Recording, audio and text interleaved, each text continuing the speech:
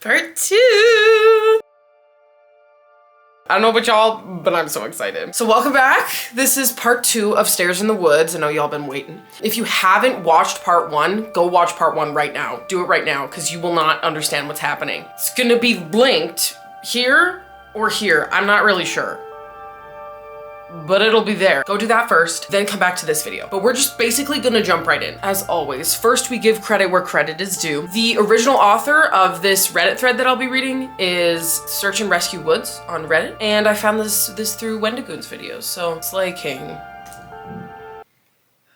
Yeah, let's just get right into it.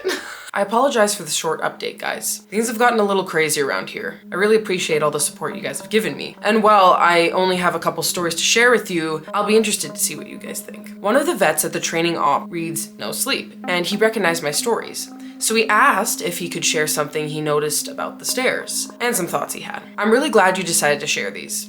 I think it's important that people be aware of what's out there, especially since the Forest Service is doing such a good job at covering it all up. I asked him what he meant. What do you mean? What do I mean? The lack of any kind of media attention, no coverage of missing kids or bodies found miles from where they got lost in the first place. I mean, to be fair, it's not like these things happen every day, but the numbers add up, and it's worth looking into, especially the stairs. I was surprised you didn't mention the flipped ones. I didn't know what he was talking about. Dude, I can't believe you've been on this long without seeing them. No one told you about them? I shrugged and asked him to elaborate. Well, there's normal stairs, the ones that pop up when we're out a ways. I know you know about them, but sometimes I've run across ones that are flipped upside down. I guess it would be like if you had a dollhouse and the stairs were a separate piece. Now take that, flip it upside down, so the top step is stuck in the dirt, and put it out in the woods. They're like that. I don't see them as often because they're odd. Those ones freak me out more than normal ones because I can't really write those off easily. I don't scare very easily, like most of us who work out here, but that idea stuck with me, and it bothers me. I'm going to try and find out more about them. He also mentioned how many people were bothered by the guy with no face. He got really excited when he told me he'd seen something similar. I was out on a training exercise a few years ago. I was camped out in my tent and I heard someone walking around the outside of the camp. We're told not to wander far, which, you know, I wondered if maybe it was a rookie who had gotten up to pee and couldn't find his way back. Remember that guy in our group a few years back who almost fell off the damn mountain? Well, I'm paranoid about that happening again, so I got up to see what was going on. I went to the edge of the camp and I called whoever it was and told them that the camp was this way, but they kept going back into the woods. So I went after them. I followed this thing on a dead straight course for about a mile, and then it stopped on the edge of the little river. I could see the outline of it because the water was reflecting the moon, and it looked just like an ordinary guy. He had a pack on, and it looked like he was facing me. I asked if he was okay, if he needed help, and he cocked his head, like he didn't understand me. I always have my pocket knife on me, and it's got a little thumb light attached to it. So I turned it on and lit up on his chest so I wouldn't blind him. He was breathing slowly and deeply, so I wondered if he was sleepwalking. I went closer and asked him again if he was okay. I moved the light up and something didn't seem right, so I stopped. He kept breathing in these real slow, deep breaths, and I sort of figured out gradually that that's what was bothering me. It was like he had been pretending to breathe, but not actually doing it.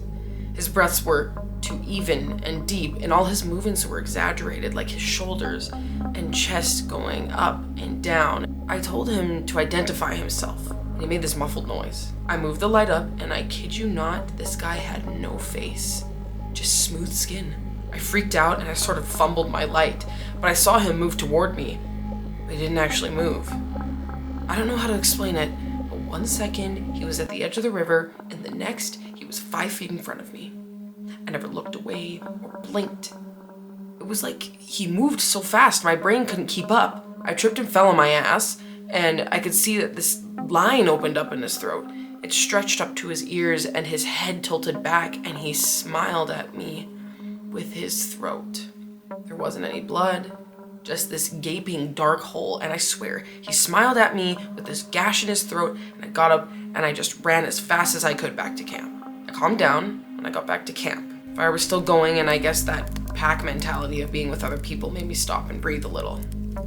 I waited by the fire to see if he'd follow me there, but I didn't hear anything else for a few hours, so I went back to bed. I know it sounds weird, but the whole thing just was so surreal. I just immediately wrote it off of my imagination. We were telling ghost stories one night before bed just to scare each other and poke fun at whoever got creeped out.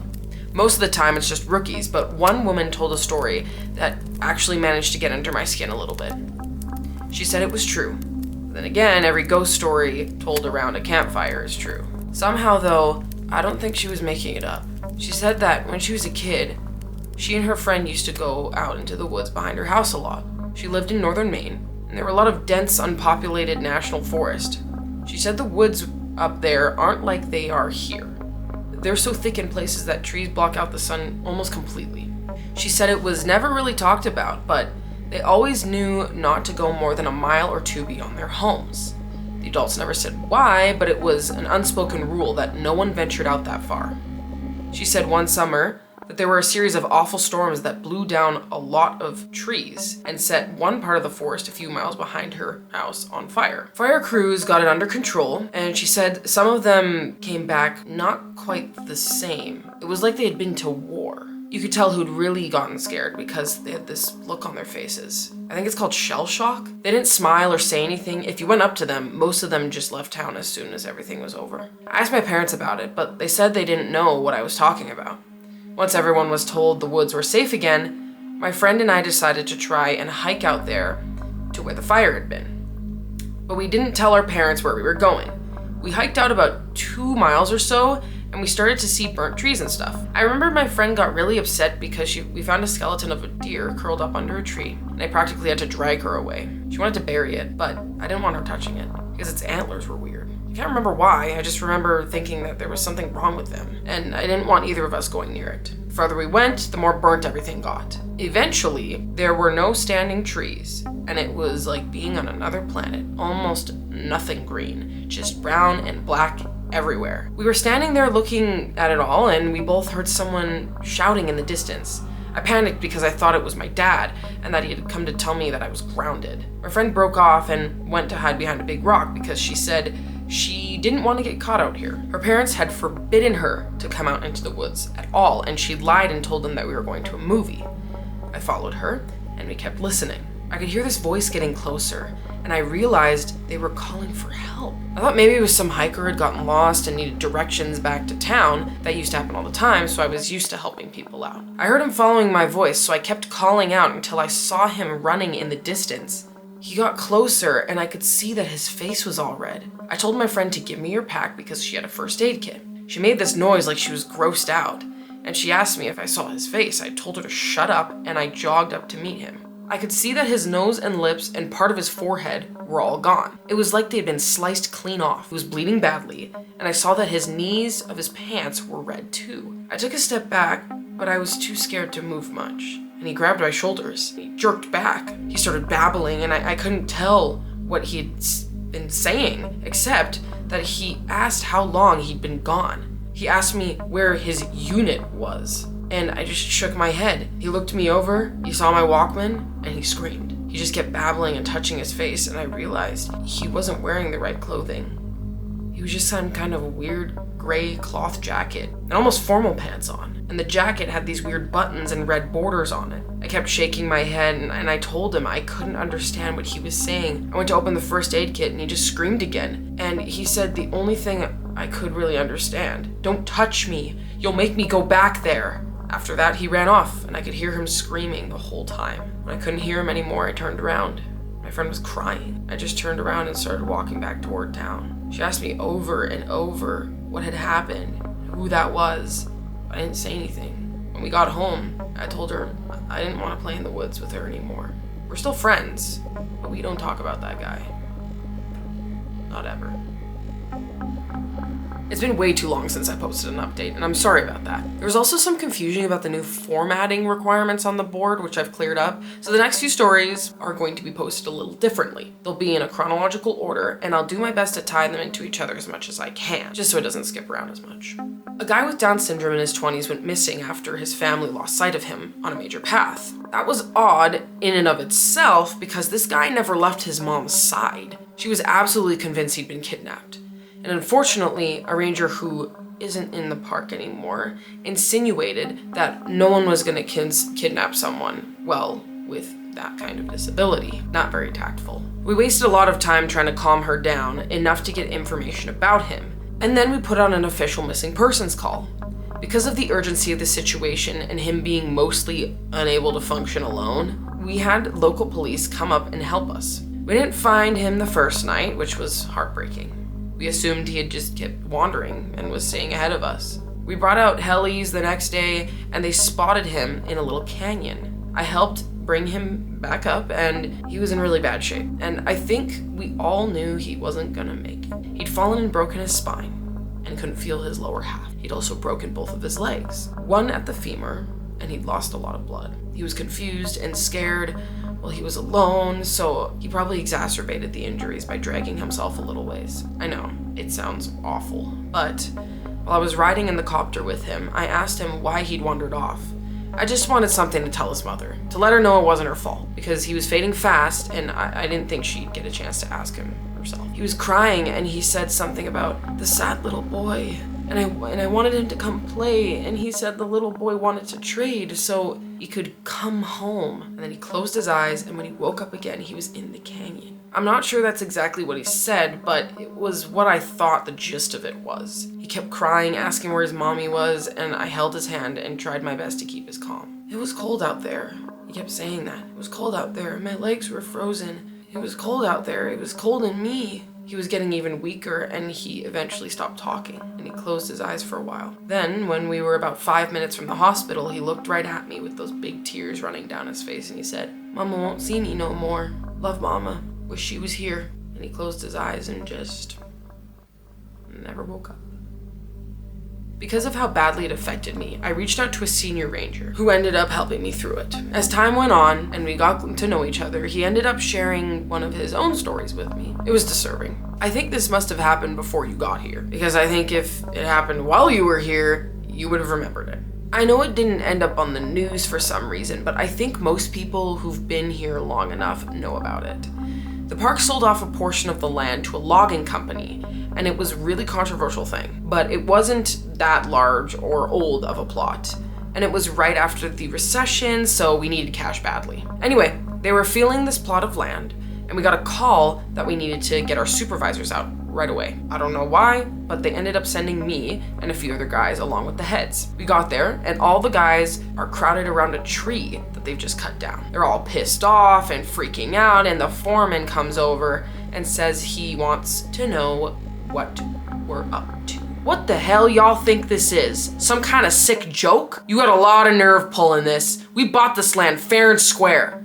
Well, we don't know what the hell he's talking about, so he brings us over to the felled tree and points at it and tells us that when they cut it down, it was just like this, and they'll be damned if they put it there. The inside of the tree was rotted and hollowed out in one spot, and when they cut it down, it had exposed the chamber, and inside it was a hand, like a perfectly severed hand, and it looks like it actually fused with the inside of the tree. Well, now we think they're pulling a joke. So we tell them that we don't like being messed with and we start to leave. But they tell us they've already called the cops and that they'll go right to the media if we don't stick around. Well, that gets the heads' attention. So they stick around and talk to the police about it. Everyone is denying that they put the hand in there. And besides, how would anyone have ever done it? It's clearly a real hand. It's not mummified or skeletal. It's brand new, probably not even a day old, and it is definitely fused with the wood. You can see it. It's coming right out of it. The loggers, they insisted they didn't put it there. Somehow, this fresh human hand ended up fused inside of this living tree. Cops have them cut up the section of the tree into a movable chunk. Then they take away the hand, and the area is closed off. There was a pretty big investigation, but I know they didn't find any answers. So it's just become a legend. And as far as I know, we haven't sold any more property for logging. I think we can agree that there's stuff going on out here in the woods. And while I'm not gonna spout off about what it could be or offer any theories, what I want people to take away from all of this is that it's so damn important to be safe when you're out there. I know a lot of people think you're invincible, but the fact is you can die out there or be hurt or go missing. It's easier than you'd ever imagine. One of the topics I get asked about a lot involves things like the rake, the Wendigo, and other related legends. I can't honestly say that I know a lot about any of them, but based on the light reading that I did, I could say I've heard stories that seem to be loosely related to them. You've heard the old adage that legends like that come from somewhere. And I'm sure that's true, but as you all know, I do try to take things with a grain of salt. You have to out here. It's sort of like working in a hospital, I'd imagine. You could spend all day thinking about how many people have died there and how there are ghosts probably around, or whatever you want to call them, but it doesn't do you any good. It just makes it harder to do your job. I think a lot of us feel that way. And that's why we're trying to go about our work like everything is fine. Once you get paranoid, there's not really any going back. And lots of cadets quit because of it. My park especially seems to have a high turnover rate because the cadets graduate, get so freaked out about everything, and then they just can't seem to let it go. I've talked to Katie about her experience a little bit because I wanted to know what she thought about the Wendigo, but she didn't really have anything in particular to say about it. Aside from that, she didn't want to think about it that much. But she told me a friend of hers had had something similar happen. I contacted this person, H, over Skype, and they agreed to talk to me a bit. They're aware of my work here, and they're fine with me posting the story exactly how I wrote it. I grew up in Central Oregon. When I was a kid, we used to go camping out there. Not on the res, of course, but in that area. And I met a lot of kids who grew up there. I got to know this one kid really well.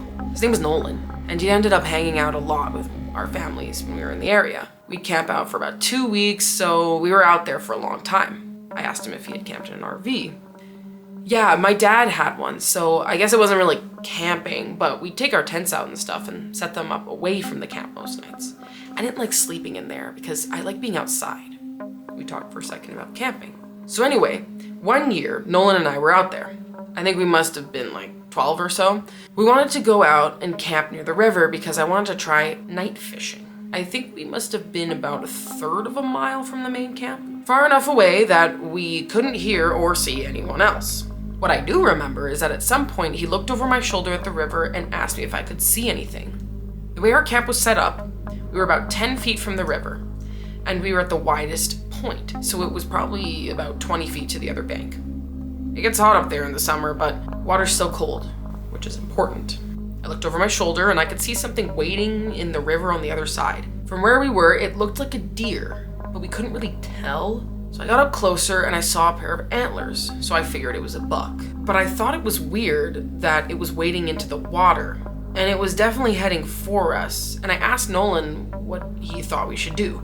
He's looking at the fire with this weird expression, and he tells me to sit down and shut up. So I do, because I had never seen him act this way before. He's whispering at me to ignore it, and to just keep talking like we're talking, but I couldn't think of anything to say. He was saying something about an episode of some show, but I couldn't hear anything, just the deer coming through the water. So I wasn't really paying attention. I wasn't really scared. I remember I was just sort of confused. But then I heard the deer come out of the water, and I could kind of make out what it looked like. And I realized it wasn't a deer because whatever it was walking on 2 legs. I started to get up. I was super freaked out, but Nolan just yanked me back down and talked louder about this television show. And I could tell he was just as scared as I was, probably even more. He leaned in and poked the fire with a stick, and he whispered that whatever I do, I can't speak to it. I could see it come closer, and it stood right behind Nolan's back. I was about ready to pee my pants. I think I'd probably run if I'd been alone, but I didn't want to leave Nolan, so I kept sitting really still and sneaking glances at him. It wasn't that tall, but the way it carried itself was just wrong. Like its center was off balance and screwed up. I can't really describe it, but it was kind of like it kept shifting too far forward. It just stood there, behind Nolan for a long time. And eventually Nolan ran out of things to say. We just kind of sat there for a second. The fire was making noise, but I thought I could hear the thing talking in a really low voice. I couldn't hear what he was saying, and I leaned forward a tiny little bit. I couldn't see his face, but I saw its eyes. They were cloudy and milky. If you want to know what they looked like, find the scene from The Lord of the Rings where Frodo falls in the lake and all the dead people are floating around him. That's what the eyes looked like. So all I saw were these two white eyes floating above Nolan's head, and the really vague shape of the antlers coming out of his head. I don't know what my face looked like, but at the exact same time, Nolan and I booked it up out of there, and we ran non-stop until we got back to the main camp. My pants were soaked in pee, so I took them off as we were running and threw them into the bushes. We both stopped once we were in front of my dad's RV. We couldn't see anything chasing us, so we stood there, caught our breath. I asked him what that thing was, and he said he didn't know. We were at a restaurant exchanging stories. Interestingly, right after one guy finished his story, someone else piped up with another one. A couple years ago, I was camping out with my girlfriend, and we were about 2 miles from the road at this site I know. We went to bed that night, and we couldn't sleep because someone interjected with a funny comment. We were dangerously close to going off to another subject, but I got us back on track. Yeah, really funny. No, it was because we kept hearing this grinding noise. My brother used to grind his teeth in his sleep, and it kind of reminds me of that. My girlfriend was freaking out, but I just kept telling her to ignore it because I've heard it before, and you know, you just have to ignore it. It goes away eventually. You guys know what I mean. So eventually, I got her to go to sleep, and I woke up probably 2 hours later because something was just off. I rolled over, and she wasn't there. And I kind of freaked out because he thought for a second, and then he took a very long drink. Anyway, I ran out of the tent calling her name. I didn't have to go far. She was standing on the edge of the camp looking at something in the trees. I could see she was really pale. Fire was low, but bright enough to see her. Anyway, I ran up to see what was going on, and she was just dead asleep with her eyes open. She had this real spaced out look, you know? So I put my arm around her to lead her back, but she wouldn't move. She just said really quietly something like, "I have to go now, Eddie. I have to go, it's here." I was like, "You're just sleepwalking, come back to bed." She wouldn't budge. She just kept standing there and saying that she had to go. And then I looked where she was looking, and there was a staircase right there, about 15 yards away. Gray one, concrete. And she started to walk toward it, but I yanked her back. And that woke her up. She looked at me like I was out of my mind. She asked me what I was doing outside of the tent. I didn't tell her anything. I just told her she was sleepwalking. The grinding noise was gone. So she just went back to the tent with me and fell asleep again. I don't know. I don't like thinking about it, you know? This will be my final update for now. Things have deteriorated here at a degree that I didn't foresee. I didn't know how much writing about these things that were happening out here would affect every single part of my life. And maybe that was stupid of me. Maybe I should have just considered it more seriously, but honestly, I just thought I was writing about things that a few people would want to hear. I didn't think it would get this much attention. People ask me about the stairs now. It doesn't happen every day. But when it does happen, I never really know what to say. My bosses know someone is talking about it, and I'm sure that if they know, the higher-ups know, and I can tell you that they aren't happy about it. I've been formally told that I am not to speak a word about them to anyone anymore, which is part of the reason this is my final update. I can't risk my job for this.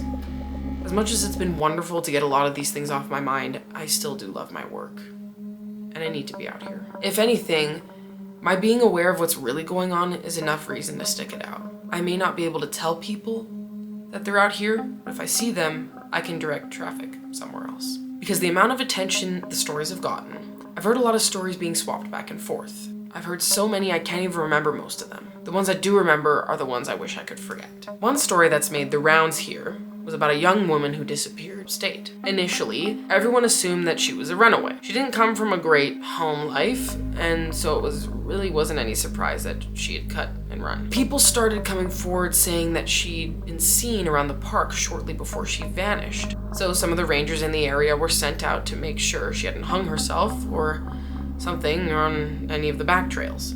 It took them a while, but they did find her. Well, not all of her, just half her tongue and a quarter of her lower jaw. Very clean cuts from what I heard. They've never found the rest of her.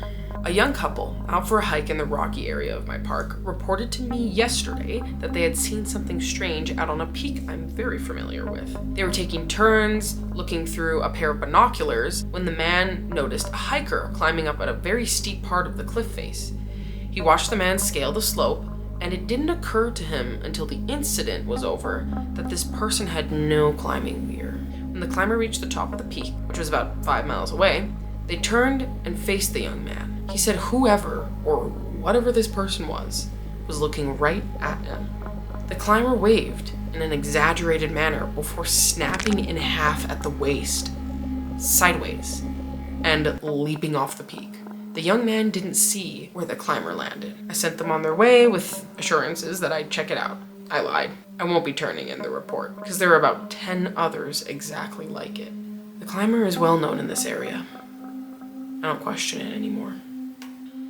There are so many things I won't ever be able to understand about my job, and it would take me years to relate all of these things I've heard in the past few months. When I feel like my job isn't in jeopardy, I'll come back. It may be in a different format, but I will come back. Thank you all for sticking by my side and enjoying the things I've talked about. If you go into the woods, I encourage you to be safe. Bring water, food, survival equipment. Let people know where you're going and when you'll be back.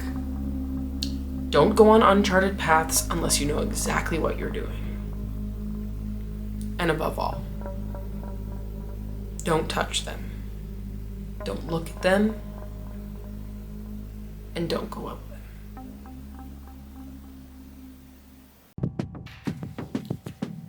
And that, my friends, is the full story of the stairs in the woods. Full as in, this is me cutting it down because it would take hours to read the whole story. As I promised, this is not the last video in this little mini series on my channel. This is actually a trilogy. So this trilogy includes part 1 and part 2 of me reading the story, and part 3 is my own theory as to what the stairs are. It'll come out next month for you guys, so I'm really excited for that. I had a lot of fun actually writing that theory, so I'm really excited to film it and talk about it and for you guys to hear it and then make your own conclusions about what you've heard and what you've seen, and maybe be like, Sarah, you're completely wrong and here's the actual theory. I would love to hear all of it. So anyways, that's it for this video. Thank you for watching. Thanks for coming back if you came back from part 1. Thanks for coming. Thanks for watching part 2. Holy.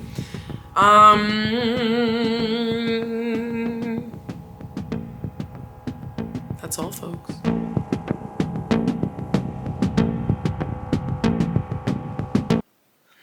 Okay, I don't know how I feel about that. Okay, we're done.